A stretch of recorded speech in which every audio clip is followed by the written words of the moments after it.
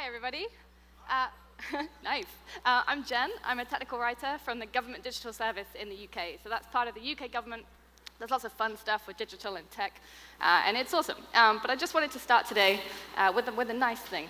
You're all awesome. I've met quite a lot of you now. You're absolutely great at what you do. I've asked you lots about the products that you document or the services that you document, and you've all been able to tell me a lot of stuff. You've been able to tell me how to get started with it, maybe some common issues with it, how to configure a product, how to run it, all that kind of stuff. But with that comes a little bit of a problem. You know a bit too much. Because over time, when you work with your product or your service, you all become experts in that thing. There's a reason you can tell me so much about it, because you're so close to it. And basically what that means is you end up with a bit of a cognitive bias, where you unknowingly assume that everyone has the same amount of knowledge about that thing as you do. And that's completely natural. It happens over time. And it's because you sort of forget what it's like to be new to that thing. You forget what it's like to read about it for the first time, to use it for the first time. You basically have what we call the curse of knowledge. And that's a bit of a problem because of this. You are not your user. This, by the way, is a little sticker that we used to have on the old GDS office windows, looking out on the street to remind us that we do what we do for the people outside of our office. And it's just a reminder that we need to keep building empathy with our users. Like Kat was saying, we need to make sure that we keep on thinking about our users and remind ourselves that they are sometimes new to these things. We basically need to check ourselves and try and find out what works for these people, not what's popular with us. So how do we do that?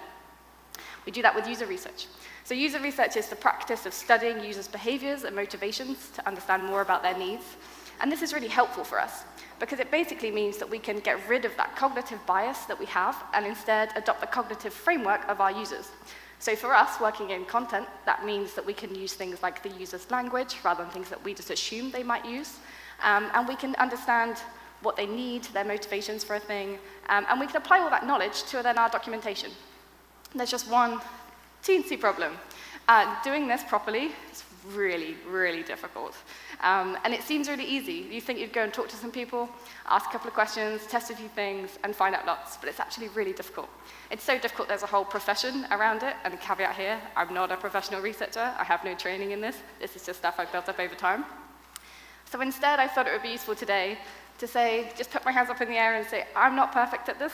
I've made an awful lot of mistakes doing this, but I thought it might be helpful to talk you through some of those lessons that I've learned with all of those horror stories of those terrible things that went wrong. So I'm going to take you through a research project from start to finish with a couple of those lessons. I don't have time to explain all the horror stories behind each of the lessons. They are there, so if you want the nitty-gory details, come and chat to me at the end, and I will let you know exactly what happened. But to get started, this is the first thing that I realized very, very quickly. This, by the way, is a poster that we have up in the GDS offices.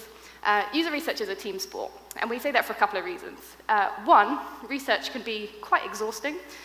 If you're someone that works on docs full-time, or maybe just a little bit, and then you have to start adding research on the side, it's a lot more work to do. It can be really exhausting. If you're naturally introverted, like me, going and talking to lots of people all day, every day, by the time I get to the end of the day, I am exhausted. I need to go read my book, probably find a glass of gin somewhere, and just relax.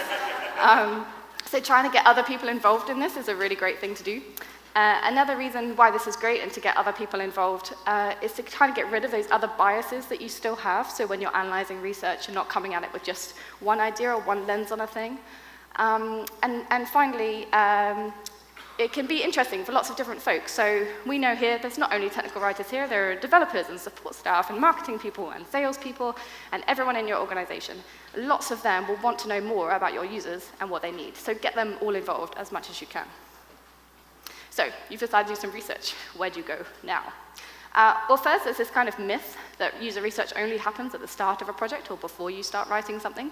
That's not true at all. You can do it anytime. Doing it at the start can really help to understand your users' needs and motivations before you start writing, stop you from going down the wrong path too soon.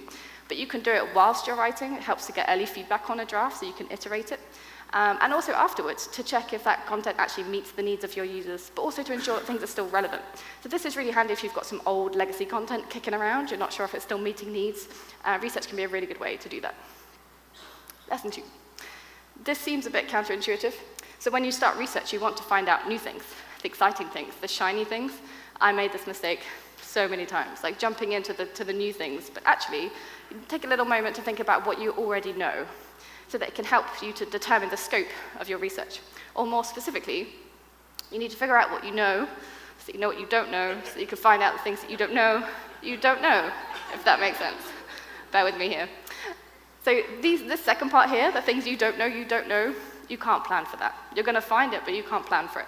So you need to know these first two things, what you know and what you don't know, so that you can plan your research properly.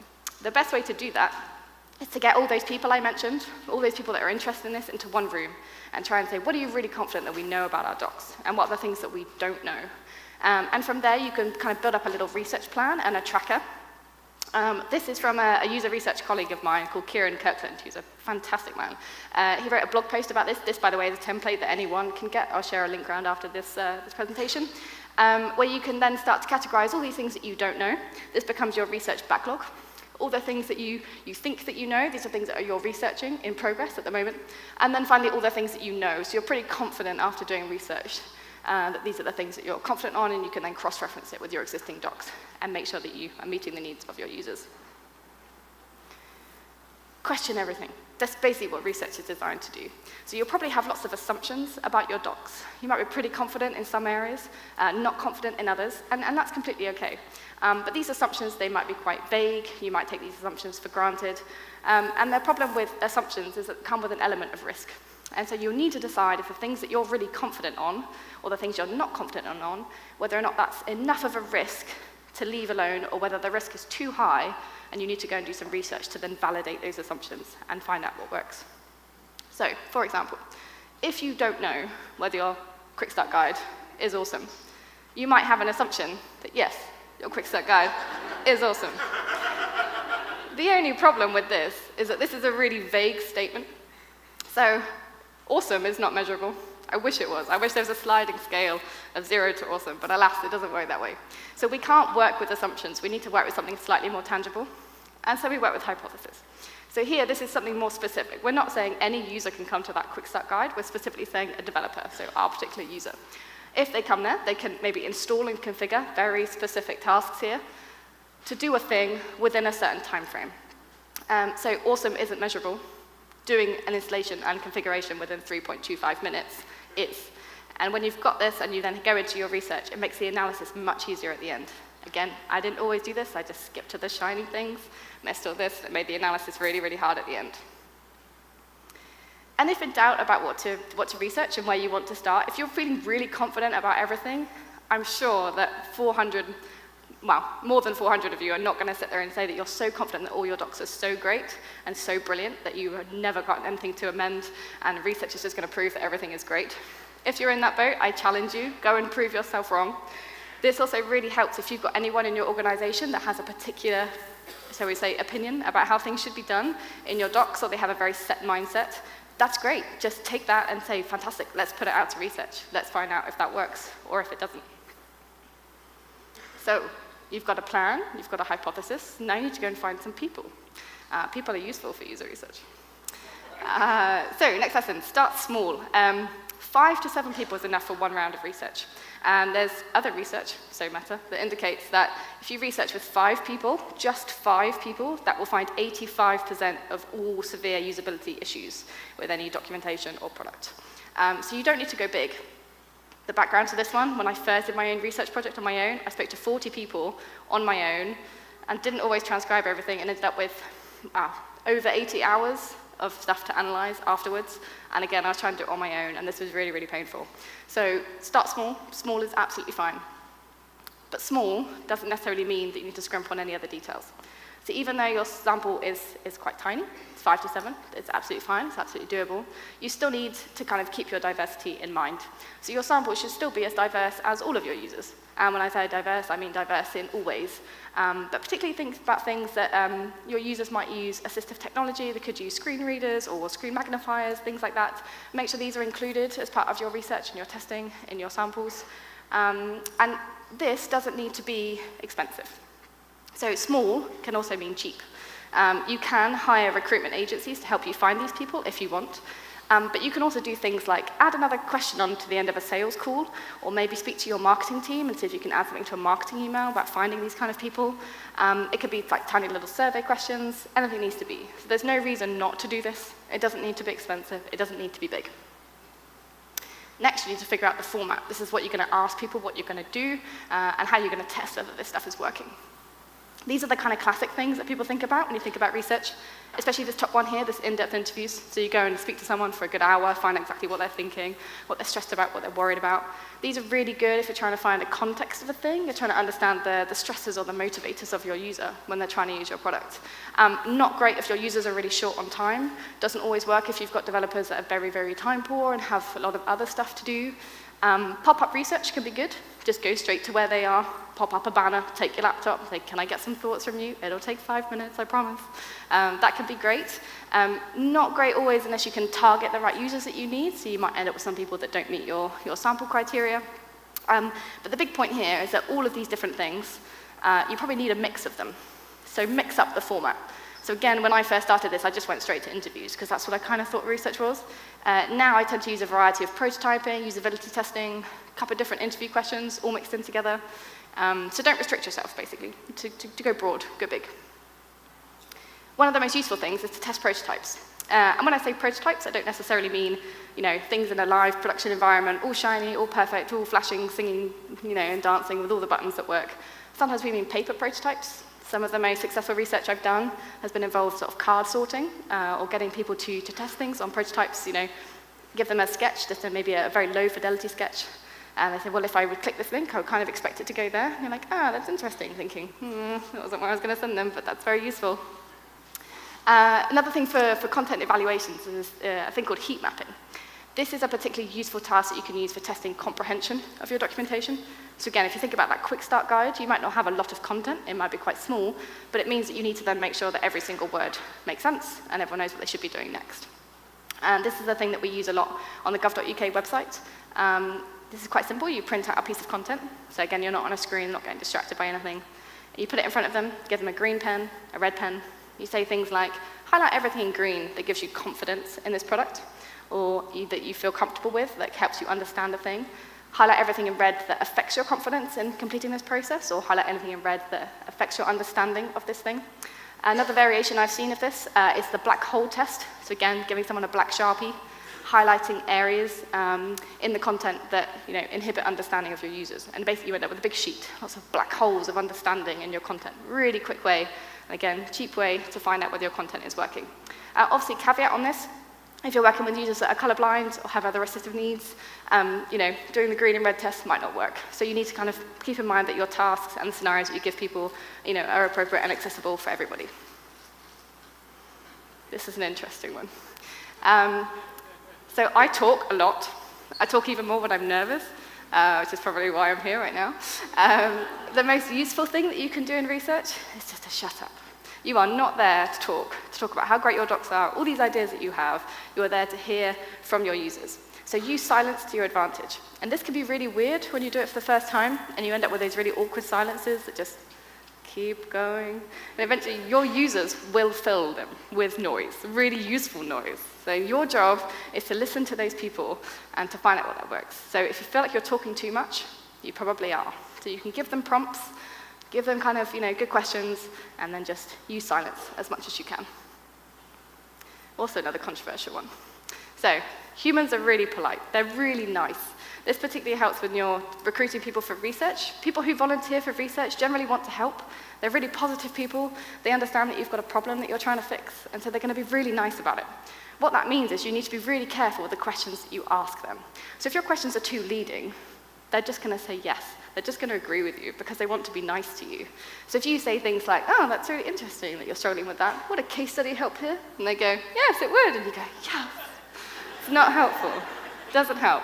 And again, if you say, well, would it help if we put a code sample here? And they go, well, yeah, that sounds like a great idea. Well done, Jen. And you're like, yeah, that's great.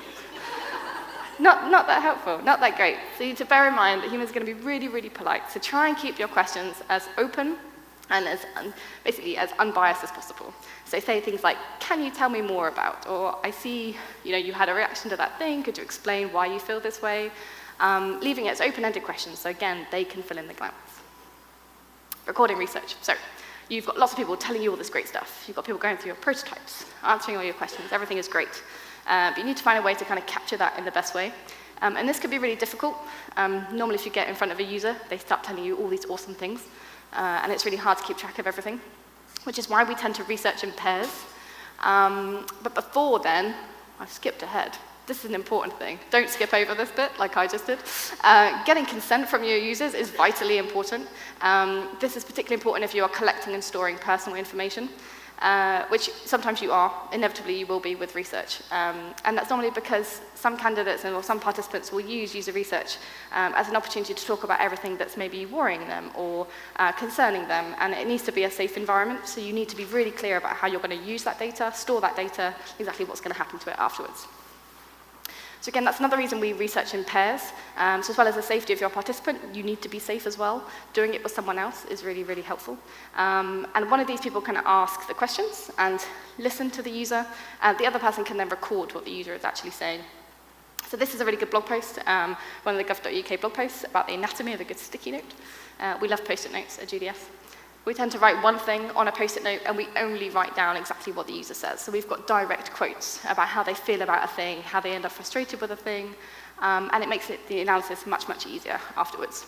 Also, if you're recording a session, make sure that all your equipment works, and you've got enough storage space. You can probably guess the horror stories behind that one. Something that a lot of people kind of brush over, but really, really important. And when you're recording notes and you're looking for things to look out for, these are the kind of statements that you might hear, especially this bottom one. I don't know if this is just a really British thing, but people tend to apologize. I'm really sorry, but, oh, I couldn't quite find that thing, or I was kind of expecting this to be here. Those are the statements. Whatever comes after those things, those are generally the really interesting things that you need to kind of keep track of. You've got these findings, you've got all these post-it notes, you've got all this amazing stuff, which is fantastic. But now you need to analyze all those results and then do something with it. You need to feed those back into your documentation. So go back to the start of your research. Look at that hypothesis, that really specific, measurable thing that we came up with. And you basically need to, as you're going through, think about whether the guidance you're looking at, the things that you're finding out, does that prove or disprove your hypothesis? And you need to go into this with a really, really open mind. You also need to be aware of things called the Hawthorne effect. This is a phenomenon where basically if a user is aware that they're being observed, they will moderate their behavior accordingly. So if I look at you individually in turn, you might shift around in your seats, you're hyper-aware that maybe I'm looking at you right now. You will moderate and differ your behavior accordingly. What this means is that you can't look at research findings and expect them to be replicated in the real world exactly in that way. So again, just take your research findings with a little pinch of salt, and keep that in mind as you're analyzing things. Don't ask this question when this kind of research. This is a really, really important thing. So people say, research, user research, it's got the research word in it, that's fantastic. This style of research is qualitative research. So if you try and apply quantitative analysis to this style of research, you're probably going to have a bad time. And it's because if you've got a sample of maybe 5 to 7 people, and you see something that happens once in research, and you go, wow, that didn't happen very much, so therefore it won't happen very much in real life. And then you see something that happens 3 times in a research session, but again, in real life, it might happen a lot more or a lot less. You can't really apply that quantitative analysis to qualitative research like this. This is something that we see a lot, especially if people haven't been involved in the research or weren't in the sessions, and they say, well, how many times did users misunderstand that? How many times did they not click on that button or not understand what this thing does? Analyzing research takes ages, absolutely ages. So again, that first time I did that research and I ended up with 40-odd people, 80-odd hours of research transcripts was a painful part of my life. Lovely that everyone wanted to come and talk to me. Really, really difficult for me to fit all the analysis in around my day job. We generally advise, and the researchers that I work with generally work to 2 hours of research is 1 hour of analysis. So depending on how much you've got, make sure you leave enough time to go through it, to analyze it, and that's just for the analysis, that's not presenting stuff afterwards. So make sure you leave yourself enough time. You can speed up this process by using things like transcription services, if you've got a lot of audio, things like that, but it does take a while. It can help by recruiting your team. So remember, user research is a team sport. Get more people involved. So those people that are involved at the start and might have paired with you through the research, get them involved, get them into another session. And this can be where you go through the transcripts, you can go through the post-it notes that you've taken, and you can start to look at them. you can start to group them by topic. So if you're looking at quick start guides, you can look at, oh, we've got some issues around language here, or we've got some issues around structure here, or we've got some issues around, I don't know, broken links, or whatever it happens to be. And you can then just start to group them by topic. But whilst you're doing that, if anyone's writing new post-it notes or kind of extrapolating anything from those findings, you need to be really, really careful that they're not being too subjective with those interpretations. At this stage, you're still sticking to the facts. You're not trying to analyze them and interpret them too far. You're just trying to get the interesting things and all those little useful snippets out of the research so that you can do something with it.